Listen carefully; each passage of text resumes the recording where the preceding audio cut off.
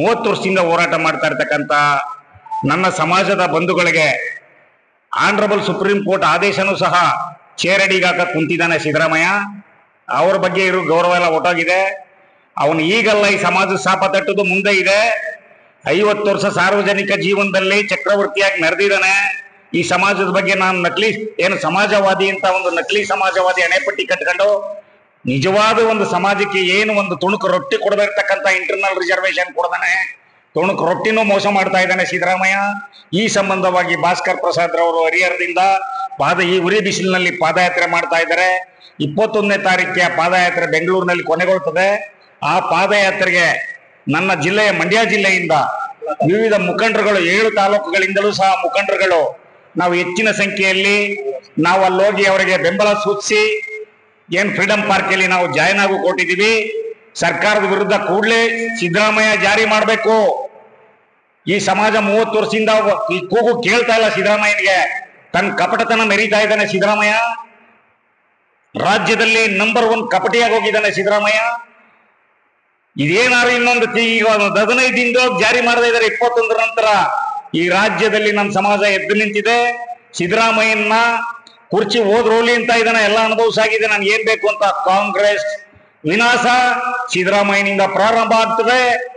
ಅವನ್ ಕುರ್ಚಿ ಕಟ್ಟಾಡೋದಲ್ಲ, ನೆಕ್ಸ್ಟ್ ಭವಿಷ್ಯದಲ್ಲಿ ಕಾಂಗ್ರೆಸ್ ಸರ್ವನಾಶ ಆಗ್ತದೆ. ಮಾದಿಗರೆಲ್ಲ ಪಣ ತೊಟ್ಟು ನಿಂತಿದ್ವಿ. ಎಲ್ಲಾ ಕಡೆ ನಾವು ಸಿದ್ದರಾಮಯ್ಯ ಎಲ್ಲ ಕಾಂಗ್ರೆಸ್ ಮುಗಿಸ್ತೀವಿ. 15 ದಿನದೊಳಗೆ ಗಡುವು ಕೊಡ್ತಾ ಇದ್ದೀನಿ. ಕೂಡಲೇ ಜಾರಿ ಮಾಡ್ಬೇಕು ಸಿದ್ದರಾಮಯ್ಯ ಅಂತ ನಾನು ಹೇಳ್ತಾ ಇದ್ದೀನಿ. ಒಳ ಮೀಸಲಾತಿನ ಆನರಬಲ್ ಸುಪ್ರೀಂ ಕೋರ್ಟ್ ನ ಚೇರಡಿಗಾಕ ಕುಂತಿದ್ದಾನೆ. ಇದಕ್ಕೆ ಬಲಗೈ ಸಹೋದರರ ನಾಯಕರುಗಳು ಖರ್ಗೆಜಿ ಅಪ್ಪಾಜಿ ಇದನ್ನ ಜಾರಿ ಮಾಡೋದು ಬೇಡ ಮಾದಿಗರಿಗೆ ಅಂದ್ಬಿಟ್ಟು ನಮ್ಮ ಮಲತಾಯಿ ನಮ್ಗೆ ಅವರು ಮಲತಾಯಿ ಆಗಿದ್ದಾರೆ. ಈ ನನ್ನ ಮಕ್ಕಳು ಕೊಡಬಾರ್ದು ಅಂದ್ಬಿಟ್ಟು ಖರ್ಗೆಜಿ ಇದನ್ನ ಅಪ್ಲೈಡ್ ಮಾಡಿದ್ದಾರೆ, ಹಿಡಿದೆತ್ತಿದ್ದಾರೆ. ಮುಂದೆ ಇದ್ರ ಪರಿಣಾಮ ಏನ ಕಾಂಗ್ರೆಸ್ ವಿನಾಶಕ್ಕೆ ಆನರಬಲ್ ಏನೋ ಚೀಫ್ ಮಿನಿಸ್ಟರ್ ಸಿದ್ದರಾಮಯ್ಯ ಕಾಂಗ್ರೆಸ್ ನ ಸರ್ವನಾಶ ಮಾಡ್ಬಿಟ್ಟು ಈ ರಾಜ್ಯದಲ್ಲಿ ಹೋಗ್ತೇನೆ. ನಾವೆಲ್ಲ ಎದ್ದು ನಿಲ್ತೀವಿ. ಕಾಂಗ್ರೆಸ್ ನಾವು ಬುಡ ಸಮೇತ ಕಿತ್ತಾಕ್ತೀವಿ ಅಂತ ಹೇಳ್ತಾ ಪ್ರಶ್ನೆ. ಕರ್ನಾಟಕ ರಾಜ್ಯ ಮುಖ್ಯಮಂತ್ರಿಗಳೇ,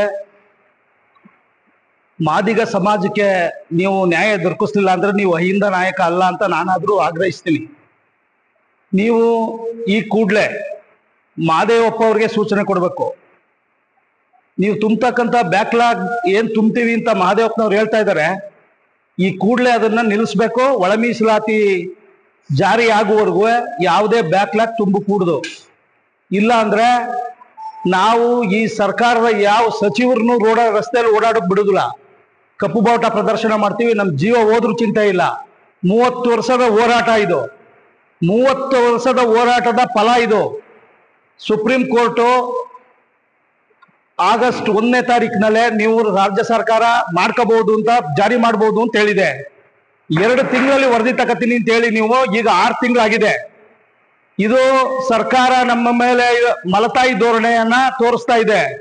ಈ ಕೂಡಲೇ ಮಾದೇವಪ್ಪನವರೇ, ಗೃಹ ಸಚಿವರೇ, ಸನ್ಮಾನ್ಯ ಸಿದ್ದರಾಮಯ್ಯನವರೇ, ನೀವು ಈ ಮಾದಿಗ ಸಮಾಜದ ಶಾಪಕ್ಕೆ ಗುರಿ ಆಯ್ತೀರಿ. ನೀವು ಈ ಕೂಡಲೇ ಒಳ ಮೀಸಲಾತಿಯನ್ನ ಜಾರಿಗೆ ತರಬೇಕು.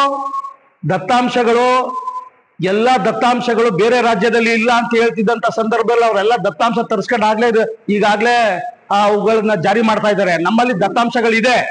ದತ್ತಾಂಶ ಇದ್ರೂ ಸುಧಾ ನಮಗೆ ವೀಣಾಮೇಸ ಎಣಿಸ್ತಾ ಇರ್ತಕ್ಕಂಥದ್ದು ಸೂಕ್ತ ಅಲ್ಲ.